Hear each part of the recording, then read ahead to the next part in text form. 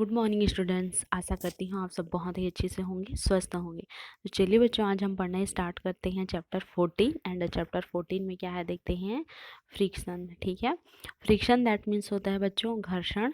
तो चलिए स्टार्ट करते हैं। रब बॉथ योर पाम्स टुगेदर। देखिए, रब मीन्स रगड़ना, पाम मीन्स हथेली, टुगेदर मतलब एक साथ, है ना। मतलब आप लोगों को क्या करना है, अपनी दोनों हथेलियों को, ठीक है, एक साथ रगड़ना है। Now apply a few drops of oil on your palms and rub them again। देखिए, again मीन्स पुनः, ड्रॉप मीन्स बूंद, ऑयल मतलब तेल। फिर जो ऑयल होता है, ठीक है, ऑयल की जो बूंदें होती हैं उसकी कुछ बूंदें आप लोगों को अपने हथेली में अप्लाई करना है, ठीक है। उसके बाद अपने जो पाम्स होते हैं, हथेलियाँ होती हैं, उनको अगेन रब करना है, मतलब रगड़ना है। In both the conditions what difference did you feel on rubbing your palms. देखिए, दोनों स्थितियों में हथेलियों को रगड़ने से आपको क्या अंतर महसूस हुआ। ठीक है, तो देखिए बच्चों, अगर आप लोग बिना ऑयल के, ठीक है, बिना ऑयल के अपनी हथेलियों को रब करते हैं, रगड़ते हैं, ठीक है, तो उसमें जो फ्रिक्शन होता है मोर होगा, मतलब अधिक होगा, है ना। लेकिन जब आप उसमें ऑयल्स के ड्रॉप डालते हैं, ठीक है, तेल की कुछ बूंदें डालती हैं, तो उसमें जो फ्रिक्शन होता है वो लेस मतलब कम हो जाता है, और उसमें ज़्यादा एनर्जी भी नहीं लगता, है ना। क्योंकि उसमें क्या हो जाती है, स्लीपिंग मतलब फिसलन आ जाती है। Clear, what may be the reason, मतलब इसका क्या कारण हो सकता है। देखिए, जैसे कि मैंने भी बताया कि अगर आप लोग बिना ऑयल्स के रब करते हैं तो आपकी हथेलियों में फ्रिक्शन मोर होगा, एंड क्या होगा कि उसमें एनर्जी ज़्यादा लगेगी, और प्लस आप लोग ऑयल से करते हैं तो उसमें स्लिपिंग आ जाएगी, फिसलन आ जाएगी, कारण यही है, ठीक है। Friction generates heat when two surface rub each other, this prevent the things from slipping and rolling. देखिए, जो फ्रिक्शन होता है ना, फ्रिक्शन मीन्स घर्षण, एंड जनरेट मीन्स होता है उत्पन्न करना, सरफेस मतलब सतह, ईच अदर, ठीक है। तो जब हम किसी सतह पर घर्षण करते हैं तो जो फ्रिक्शन होता है वो क्या करता है, हीट मतलब गर्मी, है ना, गर्मी उत्पन्न करता है, हीट उत्पन्न करता है। This prevent the things from slipping and rolling. और जो ये फ्रिक्शन होता है, ठीक है, घर्षण होता है, वह वस्तुओं को फिसलने या, देखिए, स्लीपिंग मीन्स फिसलना, रोलिंग मीन्स लुढ़कना, है ना। तो यह वस्तुओं को फिसलने एंड रोलिंग होने से प्रिवेंट दैट मीन्स रोकता है, ठीक है। Let's experiment. तो चलिए हम लोग क्या करते हैं, एक्सपेरिमेंट करते हैं, प्रयोग करते हैं। एक्सपेरिमेंट नंबर 1, ठीक है। तो चलिए क्या है देखते हैं, experiment number 1। As shown in the picture, keep the book in a sloping position on a plane surface and roll a marble on it. देखिए, आप लोग यहाँ नीचे पिक्चर देख सकते हैं, ठीक है। चलिए सेंटेंस पूरा करते हैं। Now spread a rug on the plane surface and roll the marble again, ठीक है। देखिए, तो यहाँ पर बोला जा रहा है कि ये 2 पिक्चर हैं, ठीक है। एक क्या है, प्लेन है, मतलब इस तरह से समतल है, और दूसरे में क्या, रज मतलब दरी बिछा दिया गया है, ठीक है।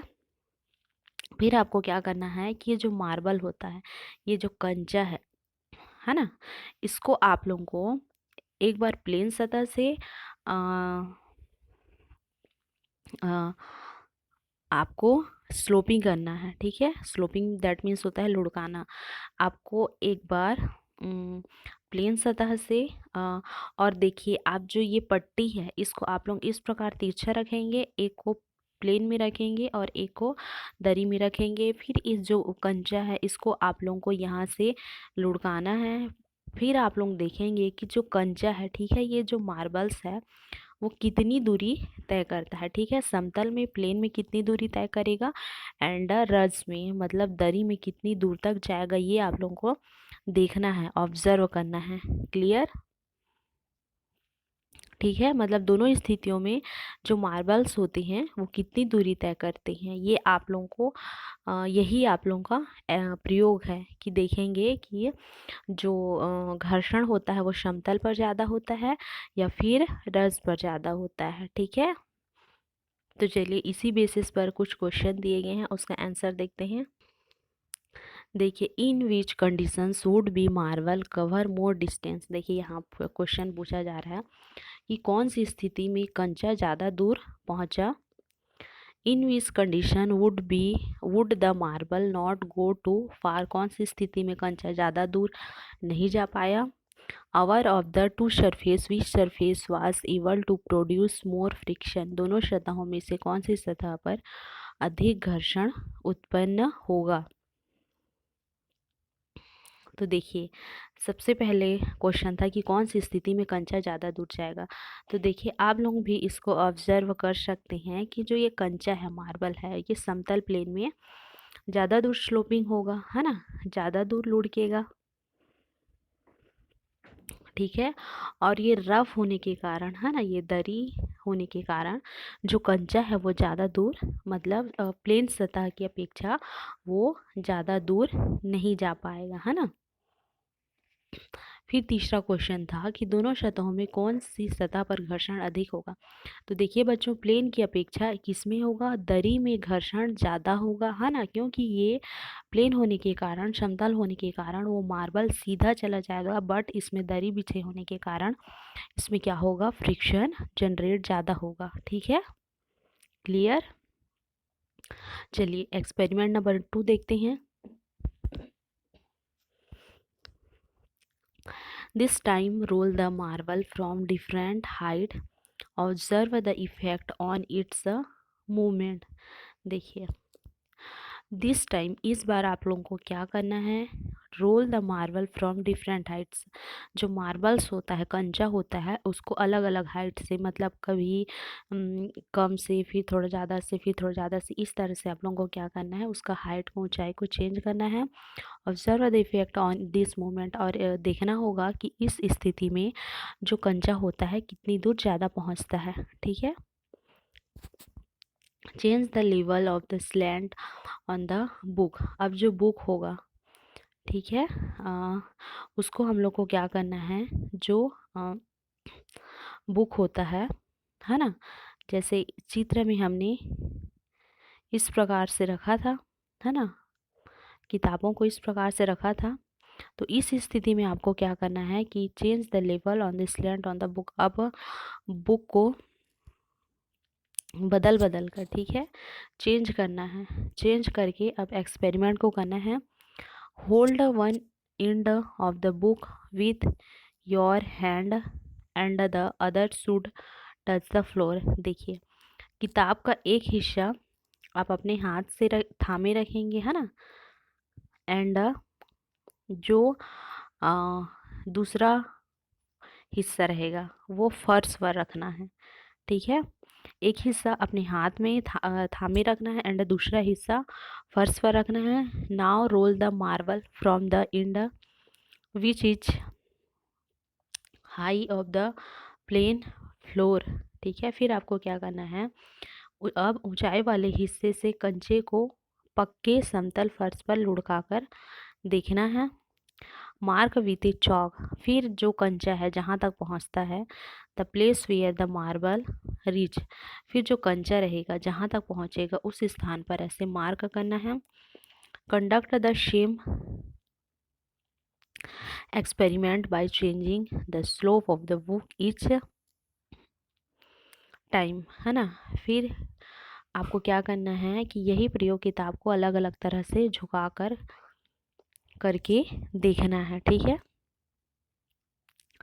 हमने क्या किया कि जो किताब है उसको ऊंचाई ऊंचाई वाले हिस्से से, है ना, मतलब ज़्यादा ऊंचा कर दिया उसको, ठीक है। इस मतलब इस प्रकार से हम लोग उसको ज़्यादा ऊंचा करेंगे। फिर अगर हम यहाँ से मार्बल को नीचे गिराते हैं और फर्श आपका, फ्लोर आपका समतल है, प्लेन है, तो जो कंचा है कहाँ तक जाएगा। फिर आप इसी बुक को अलग अलग कंडीशन में रख सकते हैं, कभी इस प्रकार से, कभी तिरछा, कभी इस प्रकार से, कभी कम, जो भी है ना।